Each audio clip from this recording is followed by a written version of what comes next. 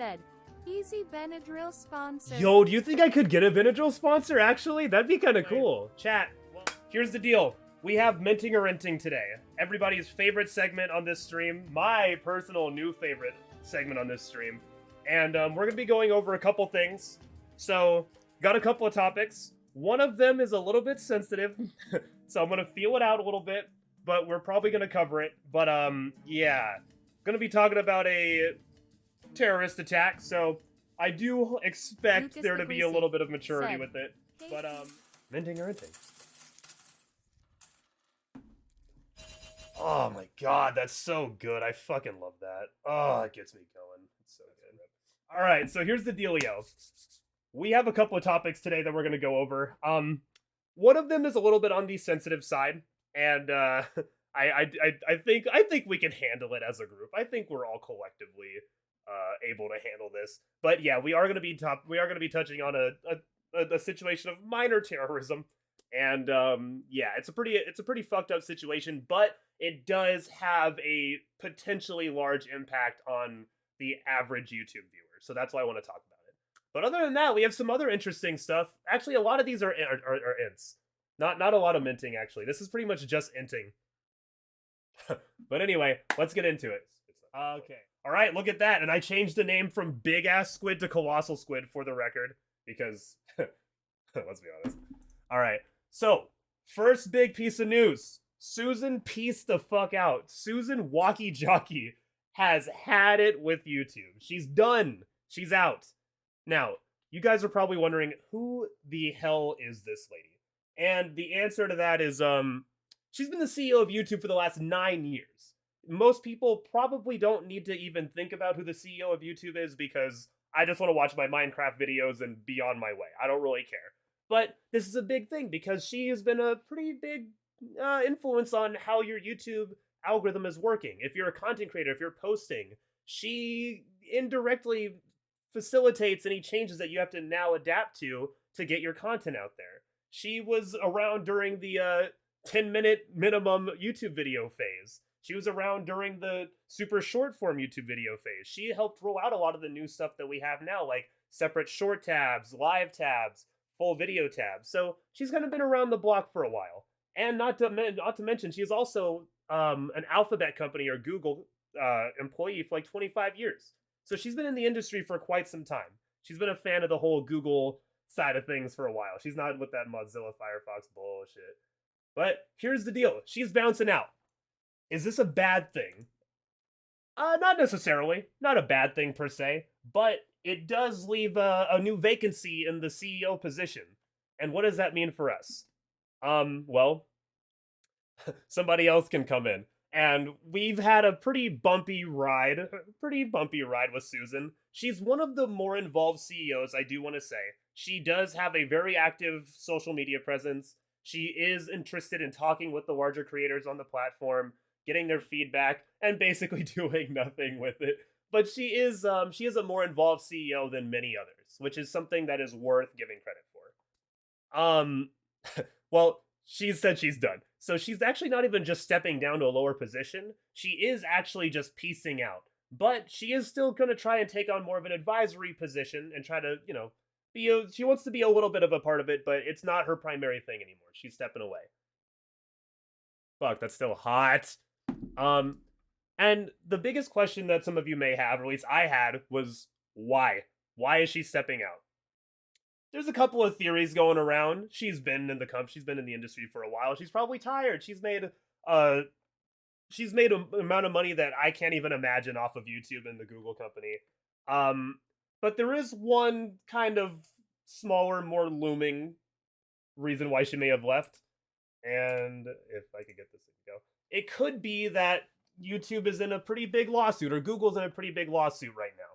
So to give you guys a little bit of context, a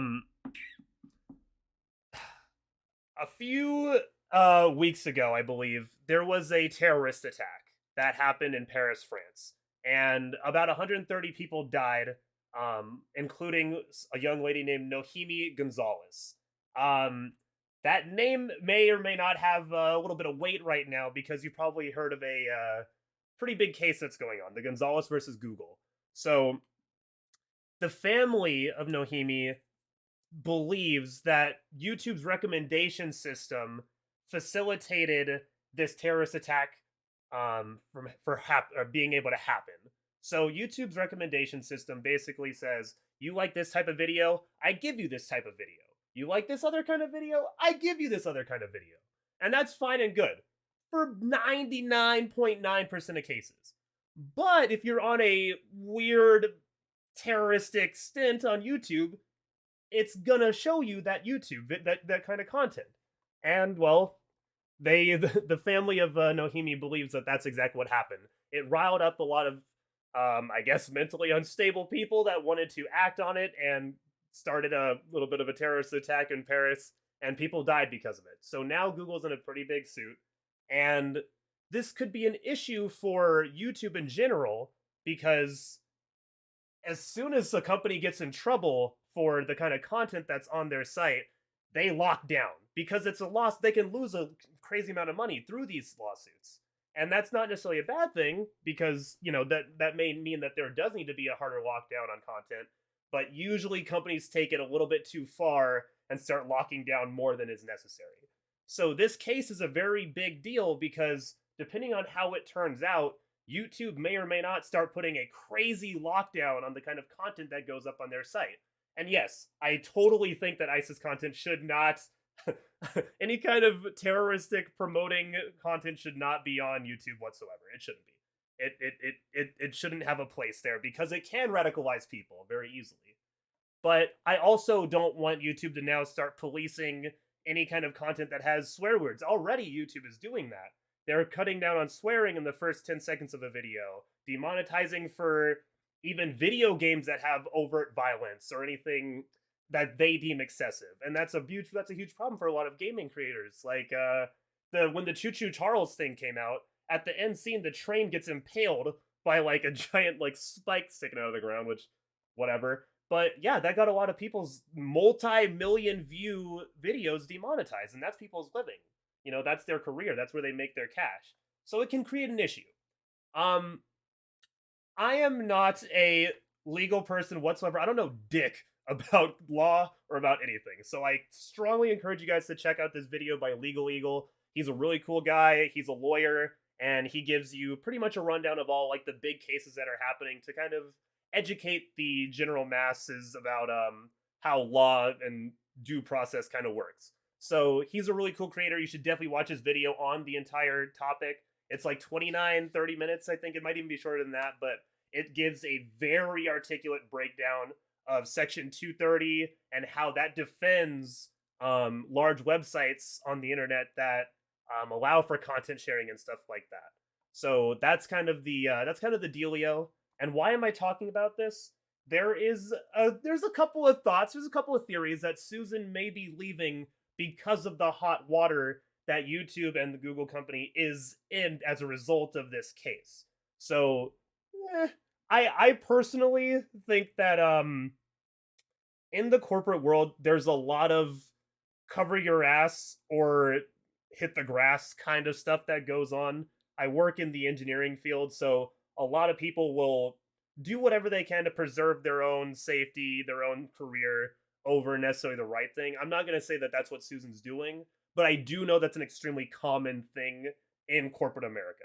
And that's not a bad thing. You got to look out for you because no one else is. But, I think it's a little odd. A little odd that she's bouncing right around now. But it could have just been her time. She was there for like 25 years. Or she was at YouTube for 9 years. Ludwig's been on the top for a while. She's probably sick of him. What are you going to do?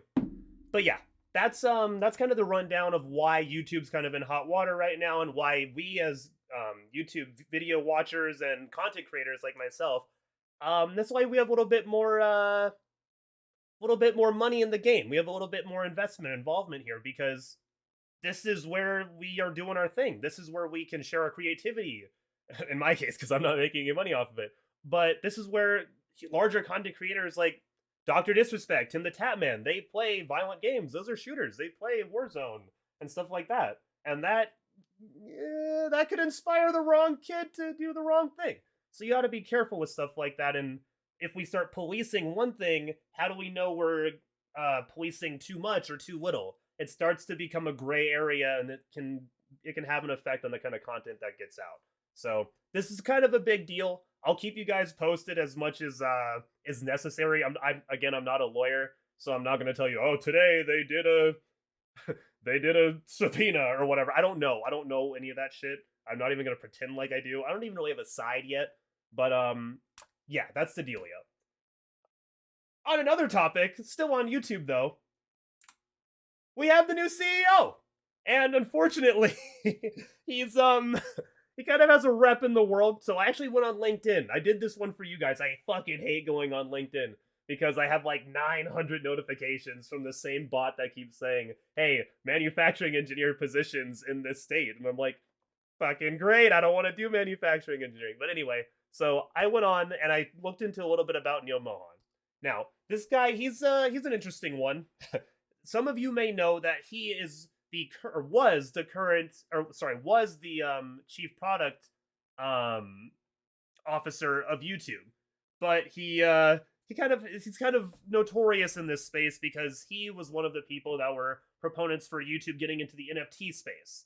Now, for those of you who don't know what NFTs are, I don't know how you've been alive for the last year and don't know what they are, but an NFT is a non-fungible token, which is basically a JPEG of whatever the fuck someone deems has value that only you own.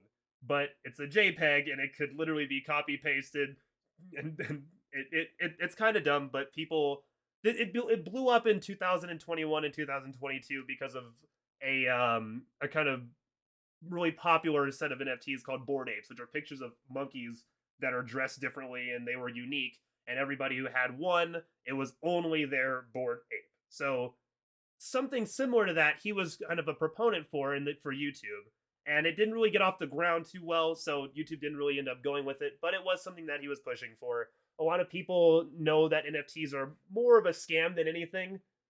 They were selling for crazy large amounts of money, but as many of you probably have heard, NFTs along with crypto have plummeted in value. So if you had like a $2 million NFT, a picture of a monkey doing, I don't know, something over here, he is now worth $200, if not less. So kind of a scam situation, but people, the crypto bros and the NFT fence sitter people, they'll say all the live long day that it's a good investment, man, and it's not a scam, man, which are all the things that a scammer would say for the record.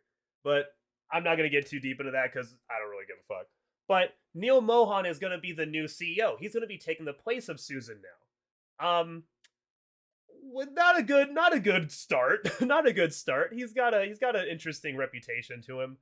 And also another kind of interesting situation here. He's coming in right when there is a very serious possibility for a lockdown in the type of content that's coming onto YouTube's website. So this could be a pretty pivotal. Say that shit 10 times fast, bro. I can't. This could be a pretty pivotal situation or a pretty pivotal time for YouTube, as far as what's allowed on the site and who's going to be able to do it. So this is going to be an interesting one. We're going to monitor this, but he is going to be taking the place of Susan now as the chief executive officer of YouTube. So that's pretty big. We'll see how he does. I'm not going to lie. I foresee bad.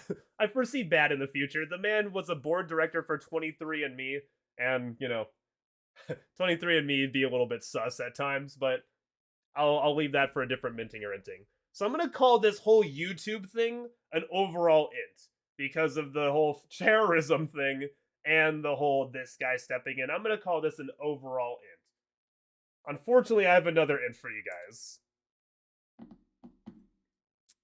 Oh boy. Remember when I said you guys don't have to worry about anything with the whole Netflix thing? I lied. Okay, so here's the deal. Netflix, they doubled down. I didn't think they were gonna do it.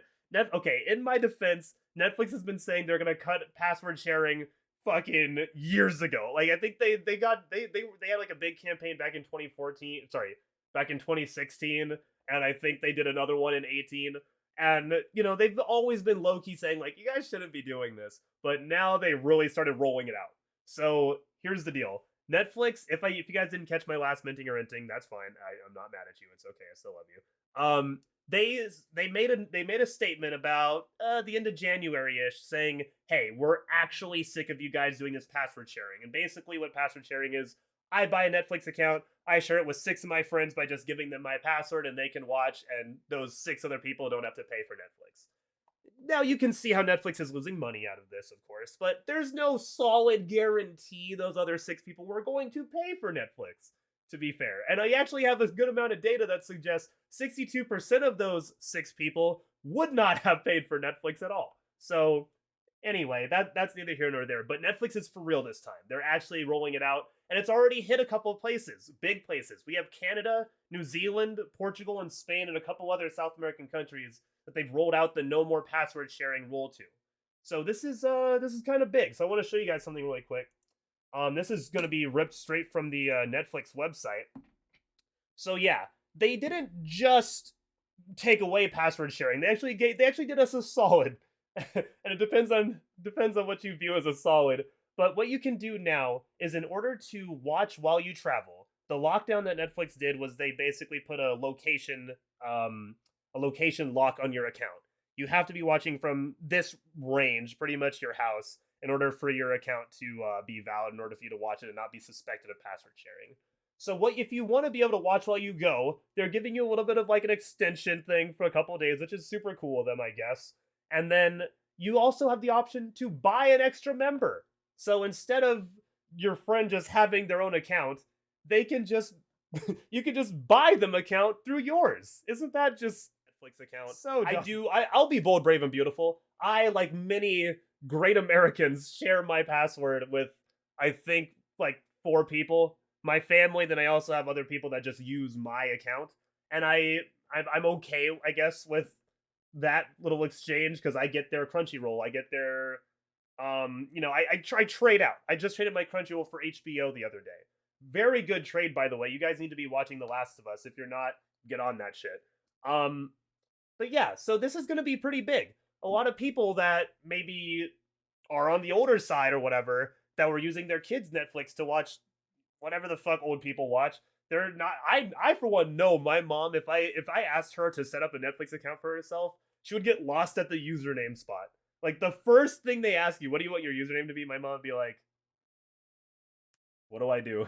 What do I do here?